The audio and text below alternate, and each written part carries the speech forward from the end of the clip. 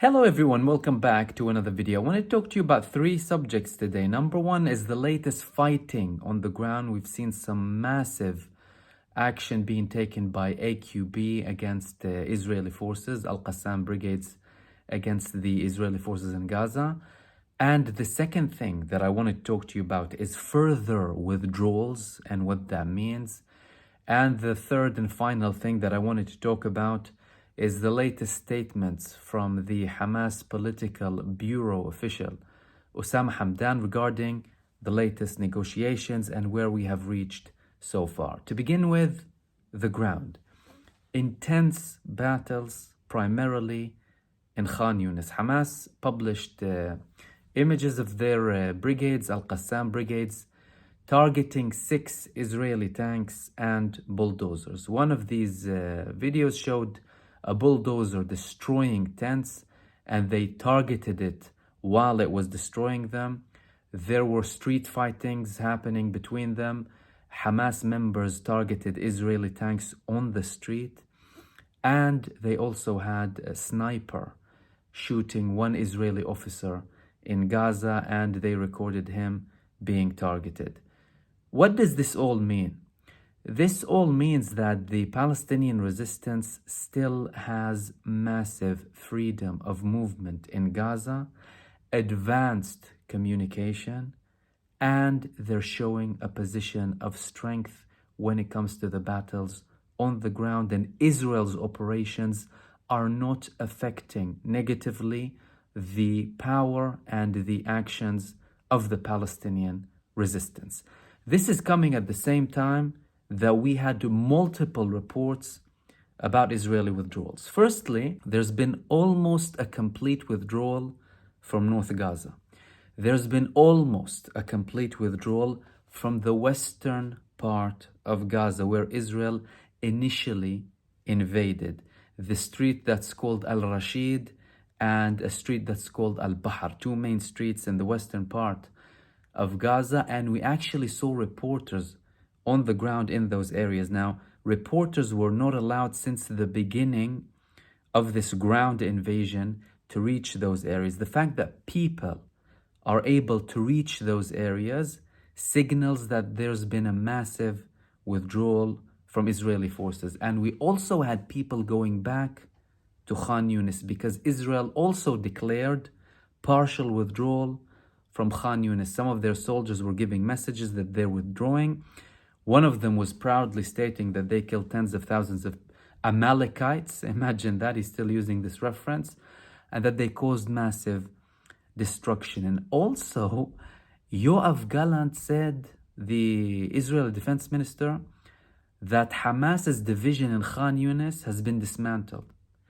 So Hamas posted all of these videos today of them annihilating Israeli forces in Gaza. And he has the nerves to say that Israel dismantled the Hamas force in Khan Younis. Imagine these people, but they want to justify their humiliation. So partial withdrawal from Khan Younis, and people are going back to Khan Younis. What does this all mean?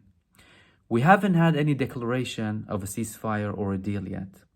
These moves, alongside other moves that happened previously, are most likely actions being taken as a result of the negotiations that are happening between Israel and Hamas through mediators.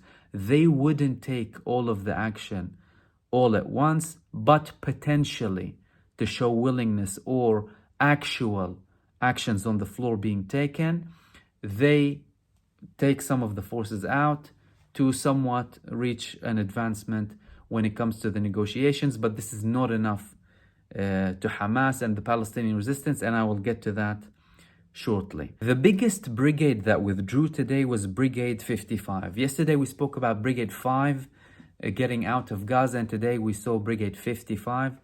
And today we saw images of Israeli soldiers celebrating from Brigade 5 for the fact that they're leaving Gaza with this amazing accomplishment of genocide against population and destroyed buildings, yet none of their military aims achieved.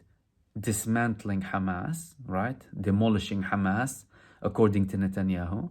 They haven't reduced even their military capabilities, and they're still launching attacks against Israel. Now, whatever is happening behind the scenes is clearly more to do with Israel backing down rather than the Palestinian resistance. So although we saw them withdrawing from Khan Younis, for example, we still saw Palestinian resistance taking action against them. So if there was a request during these negotiations from Israel to say, okay, if you want us to withdraw, you should stop attacking our forces, that's clearly not the case. And again, this shows a position of strength from Hamas and from the Palestinian resistance, because you cannot enforce such conditions and make a country like Israel start withdrawing unless your forces on the ground were still there, fully functioning and hurting Israel very badly. This is causing problems within Israel, not only within Israeli society.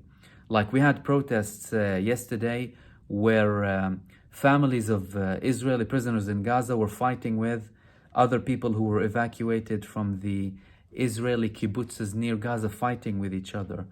The ones who were evacuated, they want to completely eliminate Hamas, because according to them, how can they go back to their homes with Hamas still there? And the families of the Israeli prisoners want to end the war and get their people back, get their family members back from Gaza.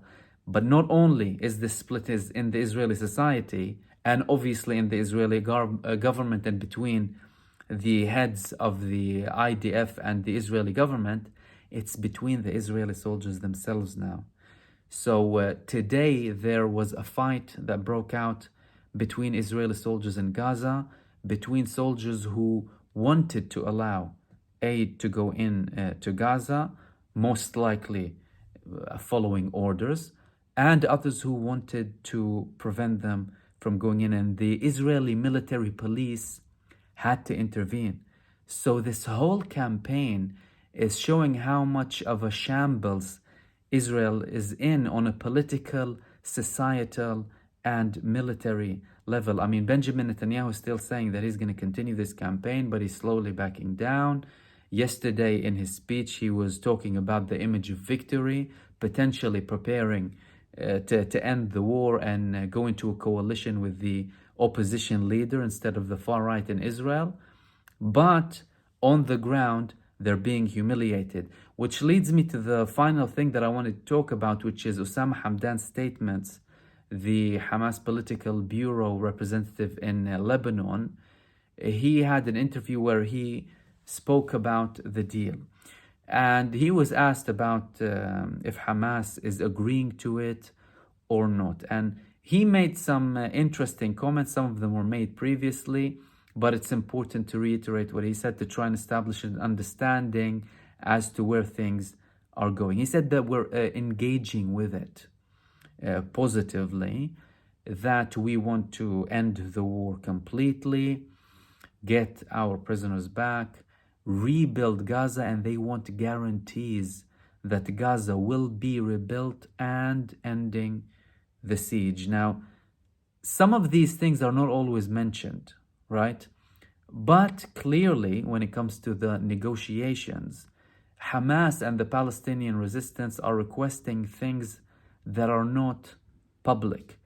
In the same interview, he said that the main cause of delay is from Israel, because Netanyahu made a statement 3 days ago saying that they won't be agreeing to release thousands of Palestinian prisoners and that they will continue the war. And he was asked if this was just a spin from Netanyahu, just media talk to justify his position, or if it was actually Israel. And funny enough, according to him, it was Israel, because according to him, Israel has always been the side that delays reaching a deal.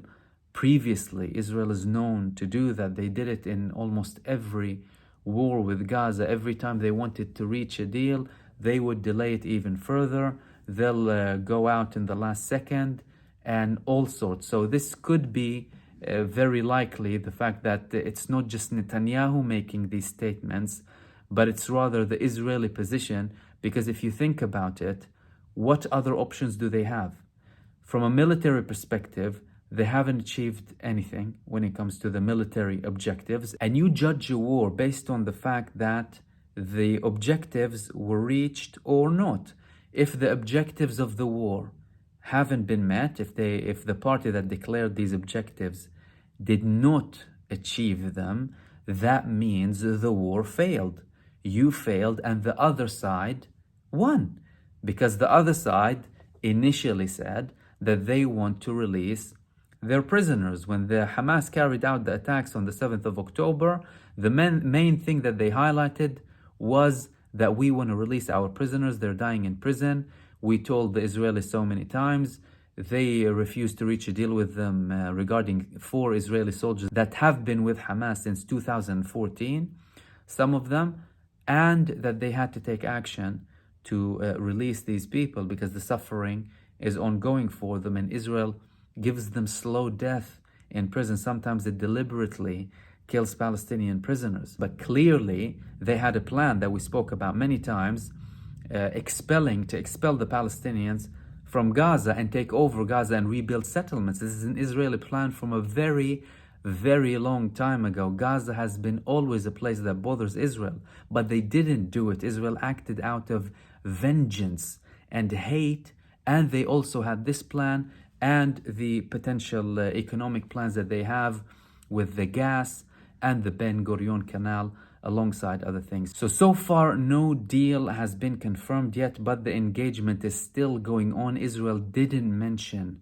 a lot about this deal. The only thing that Israel did today was withdraw massive numbers of Israeli soldiers from Gaza, and this is most likely linked to the negotiations that are ongoing. And these were the main things that I wanted to talk to you about today, and I will hopefully see you soon in the next video. Take care.